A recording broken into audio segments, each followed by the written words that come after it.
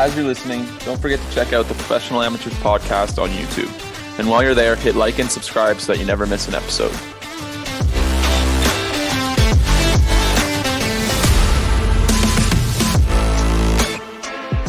Hello everyone, welcome to episode 30 of Professional Amateurs.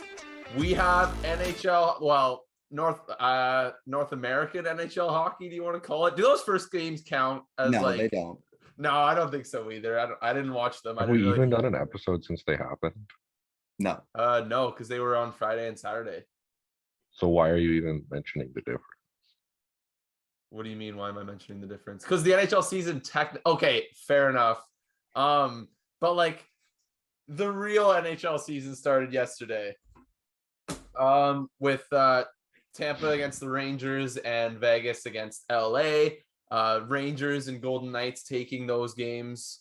Did you guys catch any of them? I thought it was a disgrace that Colorado didn't play on opening night, but yeah, that was really dumb. But I did catch the earlier game, like the Rangers and the Lightning, and that was just electric. Like Zibanejad's first goal to open it up, the shorty, that was just a beautiful goal. And then it was just high-paced hockey pretty much the whole time. It was a great first game, in my opinion. Shesterkin was sick too. Yeah, he's he might just go ahead and win another Vezina. Jack, saw people complaining online about the goal he allowed, like the 5-on-3 goal. People were complaining online about it. Yeah, like that it was his fault. Oh, like on a 5-on-3 one-timer in the slot. That's ridiculous. That is ridiculous, but it's nice to have hockey back. Most of the teams back in action tonight. Montreal against Toronto in Montreal should be a good one. A few other games. I don't know. It feels overwhelming. School's very busy right now, so I haven't had enough time to like really dive into the NHL schedule in the first week and everything. But it's just really exciting to have something to watch every night back. But some news that we could hop over to. Jason Robertson, one of the biggest contract disputes from the offseason. Honestly, the only real major one. Nick Hague you could probably group in there, which also was settled over the weekend. Robertson signs 4 years. Was it 31 million? It was like just a shade under 8 per year. 7.75, I think. 7 points. So yeah, that's 31. What did you guys think of it? I thought it was a great contract for Dallas. Yeah. Jack, okay. Yeah, I agree. I fully agree. I think this is one of the better younger players coming up in the league right now. And that, although it's only 4 years, it's going to look like a bargain as early as like it kicks in. Yeah, it kicks in this year, as early as this year. So I think they got themselves a great player for a great price for the nenext 4 years. It works out really well too, because I was looking at their cap friendly. Jamie Benn's up in 3 years, Sagan's up in 5. And Sagan makes, I think, like 6 million compared to his 9.8 cap hit. So that'll be an appealing contract to a bad team at that point. He's also still an RFA on expiry. That's pretty crazy. Oh, really? Oh, yeah. I guess 4 years is I always find that confusing because like Matthews signed for 5 years after his ELC and it's going to walk him to UFA. But then Matthew Tkachuk signed 3 years. These are the ones I have in my head for how like UFA works after an ELC. Matthew Tkachuk signed 3 years and then could have taken his 1 year qualifying offer and walked to UFA. But then Jason Robertson taking a 4-year deal makes him an RFA afterward. It's kind of the rules of it are kind of weird. Robertson didn't play his whole ELC, so he has less. Is that how it works? It like depends on games played in the ELC. I think so. Yeah, it does go by game. It's kind of like service time in baseball. Okay, that makes sense then. And then the one other interesting part about the contract is that the last year of it is 9.3 million. So that'll be his qualifying offer. Yeah. So that'll be like a sort of a DeBrincat situation where the salary is way above the cap hit in the last year. Because you got to think that his next contract is going to start with a 9, probably a 10 at that point. But yeah, definitely an interesting contract. I don't know. I really like Dallas this year. There's a lot of teams I like going into this year. Jack, do you have any thoughts on the Robertson deal? No, I think just to echo what you guys said, it was kind of the perfect deal. Robertson's not exactly taking a discount. He gets, money for life, but he's not risking betting on himself. He gets term, and it fits in good to the Stars situation where they have their money tied up. Mhm. It's a pretty unique contract in the league too. Like the closest match to it on Cap Friendly is only a 73.8% match in Matthew Tkachuk. So It's probably a similar cap percentage. It's probably a lower cap percentage than Matthew Tkachuk's was at the time. Because Matthew Tkachuk's would have been signed Yeah. in like 2019, Yeah. 2018. Well, Matthew Tkachuk's was signed September 25th, 2019, and it was for 8.59% of the cap at the time. Okay, yeah. So this is definitely less. No, this is more. Robertson? Yeah. Oh. So Robertson is 9.39% of the cap. What was the cap in 2019? Actually, yeah, because it hasn't moved in like 3 years. So it would have been similar to what it is now. I don't know. It doesn't show what the cap Oh, was. okay. It just shows the percentage at the time. Did you guys see the ref giving a little speech before the game? Oh, that was so good. Oh my god. Like that kind of, I wanted to tie that in to the fact that like Colorado didn't have the first game of the NHL season to get their banner and to get their rings and stuff, because that's what like literally every other league does, is has the Stanley Cup champion open the season at home. And I wanted to tie that in because like the NHL just doesn't know how to market its league. Like having a referee in the most awkward fashion ever talk about like great players, great season, hopefully everyone's going to be healthy and have a great year. Let's play some hockey or whatever it was. Like for literally like 15 to 30 seconds, like 15 to 20 seconds before puck drop, like Braden Point and Zibanejad were just standing there waiting for him to stop talking. You could tell it was so bad. Stay in the zone. They were like trying to ignore him and stay focused. Like it was so good. I was like, what is happening right now? And if you're gonna do that, like if you insist on doing that, why do you not get Wes McCauley to do it or something? Like, come on. Just like I actually saw a funny joke about that. Someone said like, why not get Wes McCauley to do this? And someone subtweeted, they were like, because he'd still be talking. And it was like the next day. Yeah. It was just a terrible idea. I don't know who thought of it, but it was very cringy. What about the hypothetical situation that the ref went rogue when he did that? They just told him to say something quick and he went on for like 30 seconds. Or they didn't or it was he was just like, the spotlight's mine, I'm gonna give a speech. It was just like unprompted. Like he just took it. He turned his mic on without telling anyone and just did a speech without anyone knowing. Oh, nobody knew what to do. They just had to wait. It was a hostage situation. I also do like the alternative though, that like he was given a script and he had to practice like every night before bed.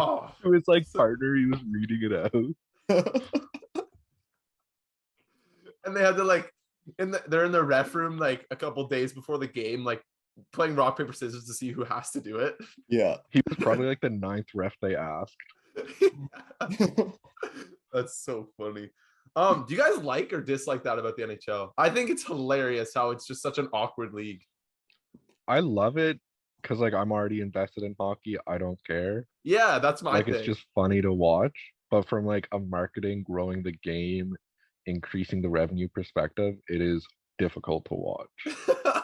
Like I watched that video once. If you played it again, I think I'd cry. Like it's so horrible. It's so bad. I totally agree though. Like he's nailing it on the head. Those were the exact emotions I was feeling. And it's the exact same thing with like all-star games and drafts. And anytime the NHL tries to show some personality, it just goes haywire. It's awesome. I love it. The NFL is about to do fucking flag football and it's still going to be better. Yeah. It's going to be marketed better and more interesting. And the NHL All-Star game's gonna be in Florida, and they're gonna be like shooting pucks into alligators' mouths or something. And like someone's gonna get bit on TV, and the NHL's gonna have to like try to play it off. I don't know. It's such a quirky league. It's hilarious. And yeah, onto a there's no real good way to like transition over this, but Hockey Canada has been losing sponsors left, right, and center lately. Like Bowers backed off, Nike, Tim Hortons, like all of the major sponsors are gone. And Ryan, did they cleared house yesterday? Did they, or they're starting Yeah. to? So I forget the exact wording and I don't have the statement in front of me, so I don't want to mess it up. But essentially, Smith, the head of Hockey Canada, he was either removed or stepped down, and then the rest of the board agreed to step down as well. So that's essentially what happened yesterday with Hockey Canada. Well, it's about time. That took way too long. Like they were just so stubborn. They tried to put up a smokescreen by hiring basically a female spokesperson, and it was a total publicity stunt. It was a complete joke. Didn't she step down too? Like Yeah, she was the first one too. Because I think she was really just, I don't remember the exact timeline, but she wasn't on for very long. In like in comparison to all the others, like I think she was brought on in the winter of last year or something. right. And yeah, so she was like, I guess this isn't worth it for me to be putting myself out here like this anymore, which was probably a good call. And like I don't think it's a coincidence either that this is all coinciding. Like I think Hockey Canada probably sees the writing on the wall here. The fact that this like with all the sponsors stepping away, all of the high level like I don't even know how to explain it. All the high level roles of Hockey Canada stepping down coincided with the woman speaking about her experience of being groomed by Ian Cole. Mhm. It's a pretty disturbing story. We won't get into the details of it, but I kind of wanted to touch on the fact that I think hockey is about to get absolutely turned on its head. Not that it hasn't in the past 2 years, starting with the Kyle Beach situation onto Hockey Canada situation, et cetera, et cetera. But there is no way Ian Cole is the only guy doing this. No. And the fact that all of these women are now mustering the courage and are being encouraged to step up with these stories troublesome's not the right word. The NHL is about to get absolutely obliterated because I'm telling you, Ian Cole is not the only player doing this. Yeah, and I'm like, as hard as it is to read and talk about, it's better the more that these come out, because then you can start to attempt to change the culture. Like we've seen big steps in Hockey Canada now, but now the next question is who leads that charge to get the next people in? Like the conversation needs to be led by these people who have different perspectives, not just old men like it has been in the past. And the really troubling situation, Jack, feel free to jump in whenever. I don't know if you're having like technical difficulties or whatever. The really my cameras won't turn on. Okay. Didn't want to make a big deal out of it. The really troubling aspect of this too is that this isn't like an old hockey versus new hockey thing. Like Ian Cole, he's in his mid to late 30s. Like you can't just attribute this to a thing that was happening a while ago, because a group of 16, 17, 18-year-olds that played for Hockey Canada in 2018 have these similar allegations against them. And so this is just a hockey culture thing, which is just absolutely insane to think about that's even a thing. Like that Ian Cole was doing this however many years ago. He's now 35 or whatever.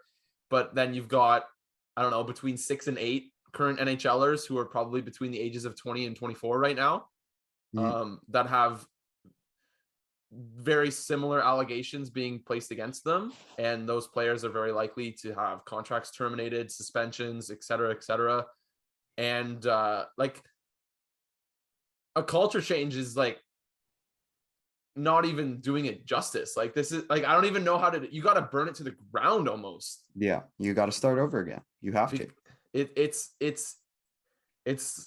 I don't even know how to talk about it. Like I don't feel prepared enough to talk about this, but like one thing that I just really wanted to put out there is that I think over the next year or so, the NHL is going to get obliterated with these allegations.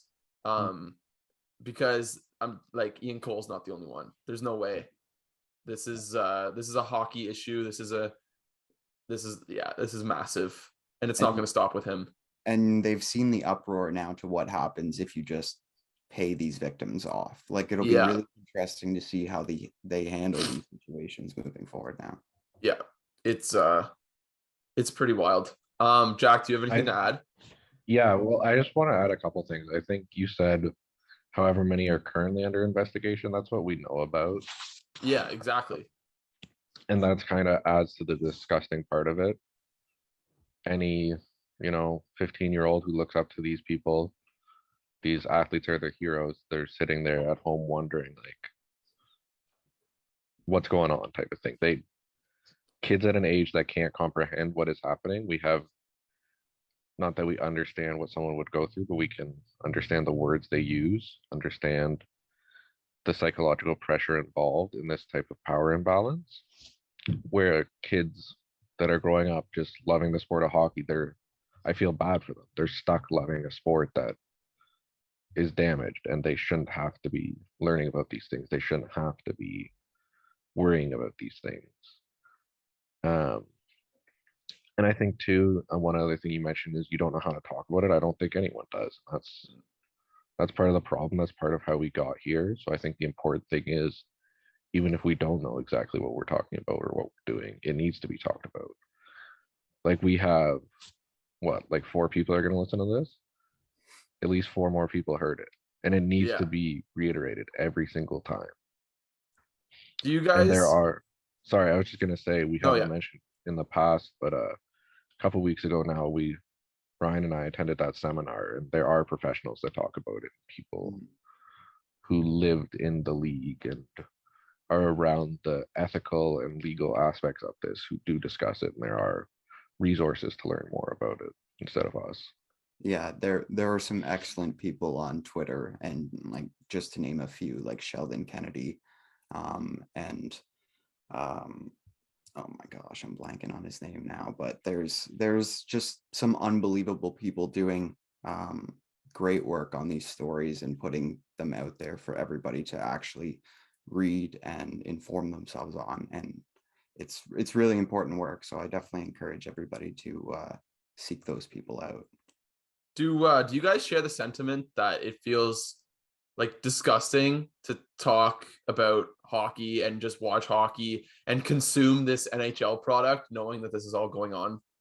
Yeah, I think 100%. Like as a fan of, like, let's just use Ottawa for example. There's 2 players that are under team control right now that are part of that investigation that you talked about a little bit earlier. As a fan, there is a little bit of an ickiness feeling going into the season, just because there's that unknown. Like there should be answers by the start of the season. Like these players should not be stepping on the ice if there's not clarity, but they are, and we'll get the answers eventually. But there is an icky feeling for sure. Yeah, I mean, again, it's not a topic that's easy to transition into, and it's not a topic that's easy to transition out of. Unless you guys have anything else, I think we can maybe move on to something a little bit more lighthearted to wrap up the pod. You guys good? Yep. All right. So we teased it last week. The Down Goes Brown NHL season prediction contest is back at the Athletic. Jack and I did it last year. It was actually super fun, just to fill it out, kind of forget about it, and then have it pop back up on the timeline a year later and see how you did. So basically, we explained the rules last week. Just as a refresher, it's a series of 10 questions where you answer the questions as much as you'd like, with the disclaimer that if you get any of your answers wrong, you get 0 points for said question. It's a bit confusing, but it'll be pretty self-explanatory as we run through the questions. Ryan, is yours filled out? It is. We've got it. All right. Wonderful question to ask live. Just because it wasn't last week. Okay. So Jack, do you have your answers in front of you? Do we each have our answers in front of us? I do. Okay. Question number 1. Name up to 5 teams that will make the playoffs in the 2022-2023 season. Ryan, lead us off. All right, I'll say I swung for the fences on this. I tried to put 5 on every single category. So my 5 that I have making the playoffs are the Colorado Avalanche, the Calgary Flames, the Edmonton Oilers, the Tampa Bay Lightning, and the Carolina Hurricanes. Those are my 5 for that category. There's going to be some overlap in this category. This Jack, is what are gonna your 5? suck. That was 100% mine. Almost in the same order I typed them. My 5 are the Colorado Avalanche, the Toronto Maple Leafs, the Edmonton Oilers, the Tampa Bay Lightning, and the Carolina Hurricanes. Wanted to make sure to hit each division, get that division winner. Oh And yeah. then I think between Tampa and Toronto, they should be all right. Okay. So yeah, that one's kind of an easy one. I'd be surprised if like every ballot didn't have 5 entries, especially after how last year went with the significant difference between the worst playoff teams and the best non-playoff teams.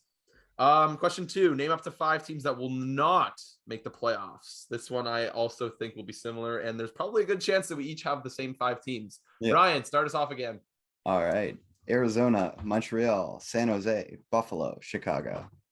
Ooh, okay. Ryan's slightly different. Jack? So I had Montreal, Chicago, Arizona, San Jose, and Philly. Okay, I had the exact same 5 as Jack. So Ryan had Buffalo instead of Philly. Ryan likes that John Tortorella formula, apparently. Not gonna lie, Philly's so irrelevant. I forgot about that. That's hilarious. You can't be all right. irrelevant when you have Gritty. That's true. Have you guys, okay, we haven't talked about, okay, I have one of their jerseys and I forgot about them. Quick disclaimer. You guys have seen the mascot for Seattle, right? Oh yeah. Yeah. What's his name? Bowie? Bowie. Can you guys confirm that I called right from the start that his behavior would completely mimic Gritty? Oh yeah. Yeah. And since then, all of the tweets from that account have been him like screwing with players and like being in weird locations and stuff, just like Gritty. That is exactly what Seattle's doing. I'm so happy I called that. It's like the most irrelevant prediction of all time. It's a copycat league. Checks out. Great copycat league. When you can't win, have a cool mascot. That's Yeah, exactly. Because Gritty was so weird when he came out. Like it was the most ridiculous thing. Especially for the NHL. Yeah. Question 3. Name up to 5 coaches that will not be fired or otherwise leave their job before the first day of free agency in 2023. And this cannot include coaches who were hired after October 1st of 2021. So basically, coaches who will make it past 2 years of employment or something like that. Okay. Jack, start us off for this one. Rod Brindamore, Mike Sullivan, Jared Bednar, Craig Berube, and Gerard Gallant. Okay. That's what teams are those? Those are Carolina, Colorado, Pittsburgh, St. Louis, and the Rangers. Okay. Ryan? I think I screwed this one up on the start. Oh shit. Oh my God. Let me hear the answers. All right, Lane Lambert. I'll start with the 3 I know are good for sure. I'll go Cooper, Bednar, and Brindamore. And then Okay. I had Sutter and Boudreaux. Oh shoot. Yeah, you didn't get the question. I did not. So I'll just do the 3. Okay. My 5 were John Cooper of Tampa, Rod Brindamore of Carolina, Jared Bednar of Colorado, Todd McClellan of LA, and Mike Sullivan of Pittsburgh. Now that I read that out loud, I'm a little bit worried about the Todd McClellan one, but I think LA is going to be good this year. Also, it doesn't just specify they have to get fired if Cooper moves into an upper management role, which is a possibility. True. That's what happened. No, that's what happened with Joe Sakic last year for GMs, which screwed everyone. That's why I took Cooper off mine. That's smart. Because yeah, that could definitely happen, especially because like Breezeball is the kind of guy who could get a promotion too. So you just kind of move everyone up. I totally did the same thing with the GMs too. You could have fixed it in the time it took. You didn't have to tell us that. That's so I like to be honest, man. Question 4. Name up to 5 GMs that will not be fired or otherwise leave their job before the first day of 2023 free agency. However, the cutoff date was that the GM had to have been hired before October 1st of 2020. What? Emphasis on that because someone didn't fucking My read the whole like question. 3 of mine are gone. Who are they? Who'd you pick? I had Kent Hughes.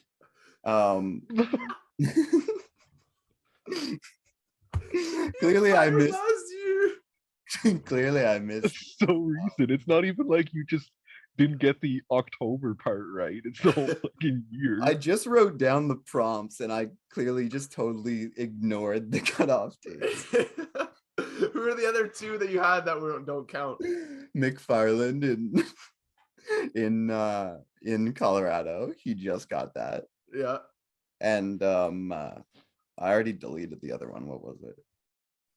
I don't remember. Oh, No Pat disrespect. Pat Verbeek in How are you okay. in graduate school and you read half of questions on quizzes? Because it's in Hey, the as long as athletic you get- hockey prediction contest. if you get part marks, it'll probably be enough to pass. So These get degrees, boys. Ryan, did you submit your thing? I did In not. the- no. Oh, okay. So you're just Yeah. playing Good, he along. would have made fun of you. Yeah. Jack, the who are two- you? So the two I actually do have Oh, right. is Brisebois Some and respect. Brisbane who? Dorian. Okay. Jack, who are your five? Jarmo Kekalainen, Bill Armstrong, Kevin Adams, Steve Yzerman, and Don Waddell. That's Columbus, Arizona, Buffalo, Detroit, Carolina. Okay, I always get the Armstrongs mixed up because isn't Doug Armstrong in St. Louis? Yeah. Okay. My five were Brad Treliving of Calgary, Steve Yzerman of Detroit, Julian Brisebois of Tampa, Kekalainen of Columbus, and Rob Blake of LA. All right. Super exciting so far. I should be good from here on out. Okay. Question You're gonna have a 5. skater in this next question. Question 5. Name up to 5 goaltenders who will start at least 60% of their team's regular season games. And that comes to 60. Or no, how many starts is that? I think it was like 55. 58 or something. Let's see. Ryan, go first. All right. I have Vasi, Saros, Fleury, Sorokin, and Shesterkin. Can you repeat the first two? Yeah. Vasilevsky and Saros. Oh, okay. 60% is 50 starts on the dot. Just for whoever's wondering. My 5 are Andrei Vasilevsky, Igor Shesterkin, Thatcher Demko, Yusei Saros, and John Gibson. That John Gibson one might be dangerous if he gets traded. I don't know what the rules for that are. Jack, who are your 5? So I had the same 4 as you and sub out John Gibson for Jake Oettinger. Oh, that's a good That one. is a good I always one. forget about him. Nobody took Bobrovsky. It's kind of surprising. Or Matt Murray. Someone should have taken Matt Murray. I think Bobrovsky's going to start 60% or more. No, Yeah. I think that guy is gonna lose the crease by November. Yeah. Okay, question 6. Name up to 5 rookies who will finish in the top 10 of Calder balloting. I think this is the only question I didn't name 5 people for. Ryan, how many did you go with this one? I got 5. Okay, name them. All right. I got McTavish, Power, Rossi, Sanderson, and Pinto. Ooh, you hit both sends. I had a feeling. Jack, who are your 5? I just went 4. If you were listening, you would have heard me. Okay. McTavish, Owen Power, Matty Beniers, and Jake Sanderson. Oh, I forgot about Beniers. Damn it. Beniers is a good one. I only went with 3. I went Owen Power, Mason McTavish, and Shane Pinto. You don't think Jake Sanderson? I don't know. I just Top 10? You don't think he'll be? He'll get 1 vote, and that's 8th place. Okay. I don't know, guys. I can't change it. Question 7. Name up to 5 defensemen who will finish in the top 10 of Norris balloting. Jack, lead us off.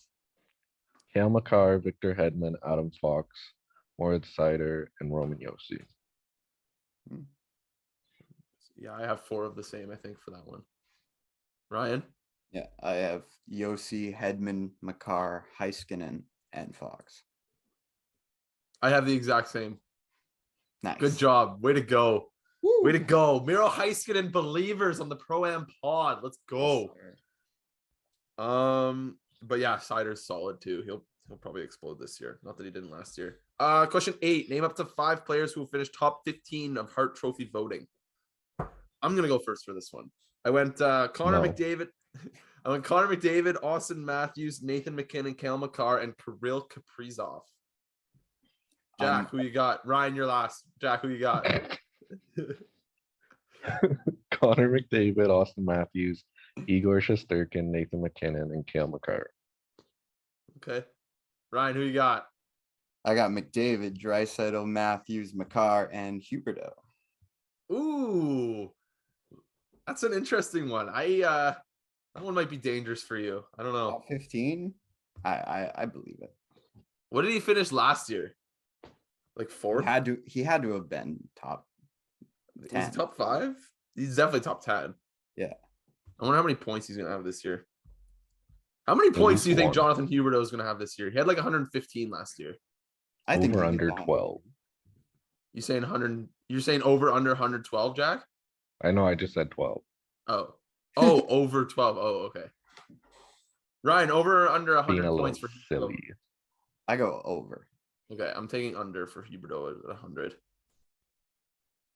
I named my 5. Okay, question number 9. Name up to 5 players, not counting goalies, who will play at least 40 games and go the entire season without receiving a match, major, misconduct, or game misconduct penalty. This one's kind of tricky. Jack, who you got? I went with my short kings. Johnny Gaudreau, Jack Hughes, Quinn Hughes, Cole Caulfield, and Kyle Connor, who's not that short, but still in it. 4 of those are short kings. And I Ryan, think who you- Kyle Connor was up for the Lady Bing, so Didn't he win it? maybe. It's not an award I pay attention to. Fair. Ryan. Pretty big.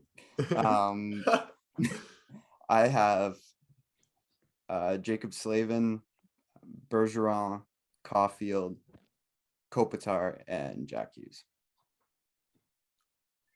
Okay, that's solid. Here's the issue with slightly taller guys. Even though they're clean, if something bad happens, like a dirty hit, they might still have the courage to try and stand up for their teammate. True. I don't think Quinn Hughes is going to jump anyone. You could shoot someone in front of him. And So Jack, similar to the strategy with goalies in NHL 23, big goalies, the puck hits big bodies. Tall players could fight. yeah, you know how many tall players I've gotten jumped? True. I went with Kyle Connor, who I think had 2 penalty minutes last year. Jacob Slavin, who won the Lady Bing the year before. Mitch Marner, Jack Hughes, and Ryan O'Reilly. I Which feel like O'Reilly would fight someone. He I would know, stand I up thought for a that teammate. too. I thought that too, but for some reason he came to mind when I was thinking of this question. So I went and looked at his hockey DB, and he's never had like an odd number penalty year. So I just figured like he's probably not how to fight unless he just gets into 4 fights. Unless he only gets even numbers of fights. Yeah. But all of his penalty minute Flaw totals in were your under. strategy. All of his penalty number totals were under like 25, like under like 30-ish. So he seems like a pretty clean player. All right. Question number 10. This one's fun. Name up to 5 players who are currently on an NHL roster that will change teams between the cutoff for entries, which was October 11th at 7 p.m. Oh, Ryan, you missed the cutoff to submit. Oh, no. Tough. And the end of the first day of 2023 free agency. They have to change rosters via trade, free agency waivers, but doesn't include retirement or just leaving the league and stuff like that. Ryan, who do you got up to 5? I have 3 Chicago Blackhawks. Nice. So I got Patrick Kane, Jonathan Taves, and Athanasiou. And then I've got Jacob Chikrin and Nikita Zaitsev. Okay. You trust the Dorian to get rid of Zaitsev? I do. By free agency of next year, I friggin' hope so. Yeah, but is anyone going to sign him day one? He's not even a free agent. It would have to be a trade. Yeah, it has to be a trade. Yeah. Oh, okay. I thought you meant like he was just going to walk. No. But like if Dorian doesn't get rid of him by free agency of next year, it's chalked. Garbage. Jack, who do you have? Chikrin, Patty Kane, Dodonov, John Klingberg, and Semyon Varlamov. Oh, I forgot about Klingberg. That guy was literally signed to be traded. I don't know. I thought about him, but if it goes well there this year, I could see it. True. Even if it goes well, I think he'll probably be rented out and then brought back. Yeah, that could make sense too. I don't know why, but I only did 3 names for this, which is super boring. I went with Patrick Kane, Jonathan Toews, Jacob Chikrin. So super off the board there for me. Damn, I'm kind of mad at myself that I didn't go with 5 there. Oh well. Okay, and there's an optional bonus question where if you get it right, you get 15 bonus points, which is pretty significant because the max you can get on any of the other categories is 5. But if you get this question wrong, you get 0 points for the entire ballot. And the question is, name any player, only one player, who will finish the season with more than 100 points, but it cannot be an Edmonton Oiler. The reason for this is because last year it was anybody not named McDavid, and Draisaitl was the only other, or one of the only other non McDavid players to also record 100 points. So now it's just no Oilers. I know Jack didn't answer this because he's lame and a child. Rude. And he's scared. I'm an adult and I'm strategic. I'm not gonna throw away my whole ballot on someone falling down the stairs and missing 20. I'm an adult and I'm going to win this prediction game. I'm an adult. I gamble responsibly. There's nothing on this. Right. I get a prop bet on anything. Ryan, who'd you pick? Please don't be the same as me. It's almost certainly not the way you talked about him earlier. I have Huberdeau. Oh shoot. Okay. Yeah, that's a good one. I chose Nathan McKinnon. I'm all in. I'm all in on Nathan McKinnon for this ballot because I need him to stay healthy and stay in the Hart voting, and I need him to put up 100 points. All right. And that is something that has not happened in the last few years. All right, that was super exciting. We will compare. Are we gonna reiterate the contest we threw out last time? What? Last time we mentioned anyone who listens and does it if they beat our score.